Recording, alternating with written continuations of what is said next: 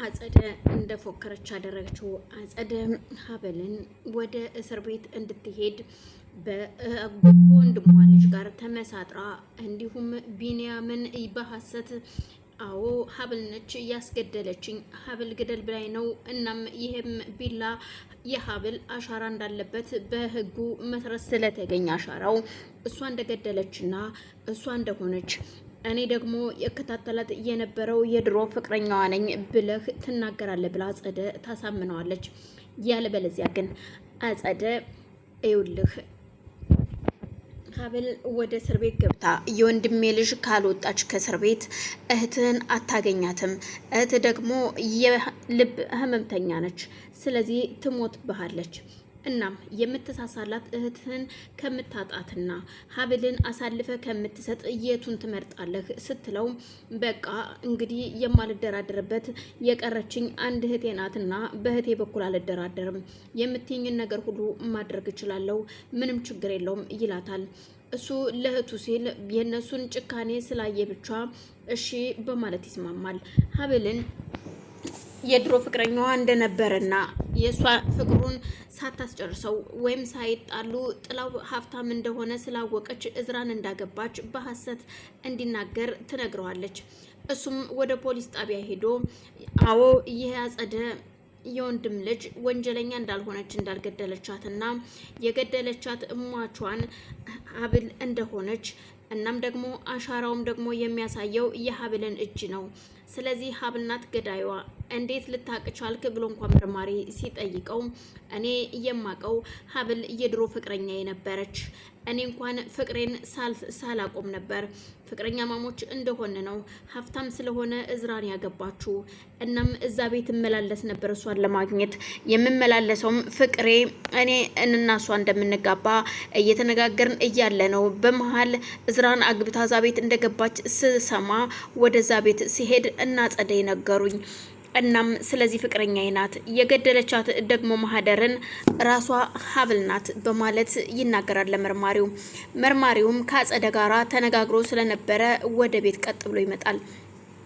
ግን ደግሞ የእዝራ አባት ልጄ ወንጀለኛ እንደሆነች ጠንቅቄ አውቃለሁ፣ እስከ መጨረሻው ድረስ ወንጀሉን ስታወራ በስልክ ሰምቻታለሁኝ። እናም ቢላውም ቢሆን ሀብል የምትከትፍበት በዛም አሻራው ሲነሳ የሀብል አሻራ እንደሚሆን ይህን ሁሉ ስታወራ በጆሮዬ በአንደበቴ ሰምቻታለሁ። ከሰው እንኳን አይደለም የሰማሁት እኔ ራሴ ነኝ የሰማሁት ቢልም አጸደ ግን እውነታው ወጥቷል። የድሮ ፍቅረኛዋ ቢንያም የሚባለው ሁሉን ነገር ለመርማሪ ፖሊስ ተናግሯል። ስለዚህ ወንድሜ ዝም ብለህ በልጅህ ላይ አትፍረድባት ስትለው የእውነት እናንተ ሁለታችሁም እንደተመሳጠራችሁ ባላቅም እንኳን ግን ይች ልጅ ምንም የማታቀም ምስኪን ልጅ ናት፣ ወስዳችሁ የምታሳስሯት ምንም ችግር የለውም። እኔ ግን በጣም ጥሩና ጠንካራ ጠበቃ ቀጥሬ እቺ ልጅ ከዚህ ነገር አወጣታለሁ ለእናንተ ይብላኝ እንጂ በማለት ሲል ልጁ ከእስር ቤት እንድታመጣት ለመነሳት በድንገት በር ይንኳኳል። በር ሲንኳኳ ፖሊስ ነበር የመጣው። ፖሊሱ ሲመጣ አጸደ በሩን ከፍታ ስታይ ፖሊስ ነው። ለማስመሰል እየተርበተበተች ትሄድና አባትና እስራ ቁጭ ብለው ነበረ። ሀብልም ነበረች።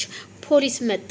ለምንድነው የመጣው ፖሊስ ምን ፈልጎ ነው ሲል አይ ቲንክ ምናልባት የሚወስደው አሁን ሀብል ሊወስድ ነው መሰለኝ እኮ እኔ ምን አድርጌ ምን ወንጀል ሰርቼ ነው እኔን የሚወስደኝ ስትል ወንጀሉማ ሁሉም ነገር እኮ ወደ አንቺ ዙሯል። ሁሉም ነገር ወደ አንቺ የዞረበት ምክንያት ደግሞ ቢላው ላይ ያንቺ የእጅ አሻራ ተገኝቷል። የድሮ ፍቅረኛሽ ቢንያም የሚባለውም አንቺ እንደገደልሻት እውነቱን ተናግሯል። ይሄን ነገር ደግሞ ምንም ልደብቋችም እውነታውን ሁሉን ነገር ቢንያም የሚባል ልጅ የድሮ ፍቅረኛሽ የነበረው ኤዶ ተናግሯል ለመርማሪ ፖሊሱ። ስለዚህ የኔ ወንድም ልጅ ወንጀለኛ አይደለችም። አንቺ የሰው ህይወት አጥፍተሽ እዚህ ልትኖሪ አትችይም ትላታለች። አንቺ የተረገምሽ ይሄንን ሴራ እንደምትሴሩ ገብቶኝ ነበረ። ምክንያቱም ቢላውን ስትወስዱት አውቄያለሁ። አዙራችሁ ወደ እኔ እንደምታመጡም አቅ ነበረ። ጋሽ እኔ ይሄን ነገር አላደረኩትም በማለት ሩጣ አጸደን አንገቷን ስትይዛት ፖሊሱም እዛው ስለነበረ ጭራሽ ደግሞ ያደረግሽው ወንጀል አልበቃሻልና ድጋሚ ሌላ ወንጀል ልትፈጽሚ ነው ወይ በማለት ይጎትታታል። አዩልሽ ለራስሽ አንቺ ወንጀለኛ ነሽ፣ ሁሉም ነገር ወደ አንቺ ዙሯል። ስለዚህ ትክክለኛ ገዳይ አንቺ ነሽ ሀብል በማለት ፖሊሱ ይዛታል። እባክህ ዝራ፣ እኔ የማውቀው ነገር የለም። ይህ ሁሉ ሴራ ያጸደና የእህትህ ሴራ ነው። እኔ ምንም የማውቀው ነገር የለም። ለምን ወደ ጨለማ ቤት እንዴት ትፈርዱብኛላችሁ? ጋሼ እባክዎት የኔ ልጅ አይዞሽ፣ ልጄ ምንም ነገር የለባትም፣ ንጹህ ናት። ይቺ ልጅ የኔ ልጅ ነች። ሁሉን ነገር የገንዛ ልጄ የስጋ ልጄ ናች። ይህን ሁሉ ድርጊት ያደረገችው ወንጀሉን የፈጸመችው ልጄ ነች።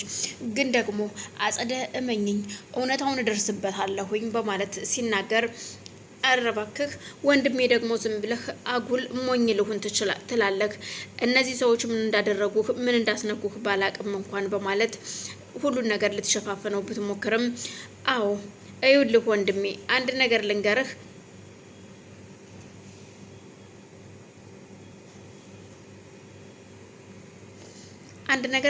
እንዴ እዩልህ የመሰከረባት እኮ ሁሉን ነገር ሚስጥሩን ያወጣባት እኮ የድሮ ፍቅረኛዋ ነው እኮ ድሮ ፍቅረኛ ነበራት ከእዝራ በፊት ሲላት ፍቅረኛ ነበራት ቢኒያም የሚባል ሁሉን ነገር የተናገረው እሱ ነው ስትል እሳቸው የሚደነግጡና ምን አይነት ጉዶች ናችሁ እናንተ ምን አይነት ሴራን ያሴራችሁት ሁሉን ነገር ሰምቻለሁ ቢላውን እንኳን ወስዳችሁ እዛ ስትሰጡት ምክንያቱም ይሄ ቢላ እንኳን አሻራ ቢነሳ የሷ አሻራ ስለሆነ የሷ ነው ብለህ ትናገራለህ ብለህ ነበር እየተናገርከው ስትለው ሰምቻታለሁ ነገሩን ሁሉ እያጧጧፈችው እንደውም ገንዘብ ያንሰኛል ሲላት እሺ ብላ ገንዘብ ስጨምርለት ሁሉ ባንደበቴ በጆሮዬ ሰምቻለሁ ታይ እንጂ አጸደ እመኝኝ አጠፋሻለሁ አንቺንም የእውነት ሁለታችሁ እየተመሳጠራችሁ ያላችሁበትን ነገር ደርስበታለሁ እዝራ እባክህ ተከተላት ይችል ልጅ ቢለውም አባቴ ቆይ ተረጋጋ የሰው ነፍስ አጥፍታለች እየተባለ እንዴት ነው ይችልሽ ልከተላት የምችለው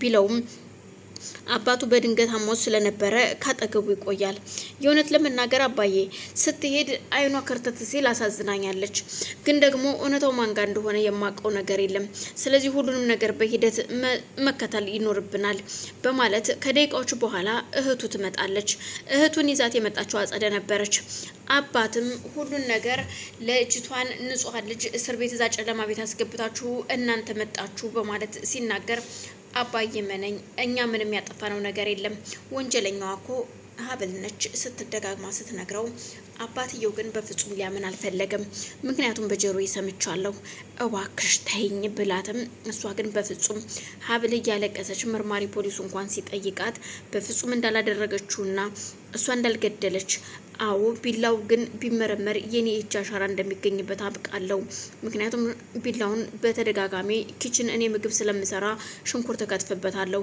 ይሄን ነገር ደግሞ ለቤተሰቡ ተናግሬያለሁኝ ይሄ ቢኒያም ስለሚባለው ሰው ደግሞ እኔ ምንም የማውቀው ነገር የለም ፍቅረኛ የሚባል ነገር የለኝም ያገባሁትኝንም ባለ እንኳን በህግ ባገባው እንኳን ምንም አይነት የፍቅር ግንኙነት አልነበረንም ፍቅረኛ ማሞች ሳንሆን ነው ግን ደግሞ በህግ ተጋብተናል ሲለው አልገባኝም እሱን ቀስ ብሎ